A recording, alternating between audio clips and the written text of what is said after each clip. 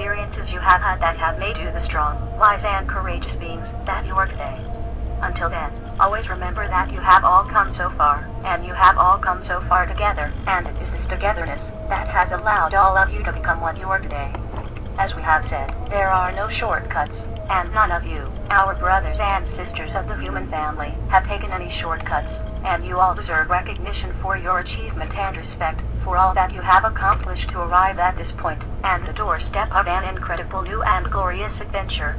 We are your galactic and universal brothers and sisters of the Galactic Federation of Light.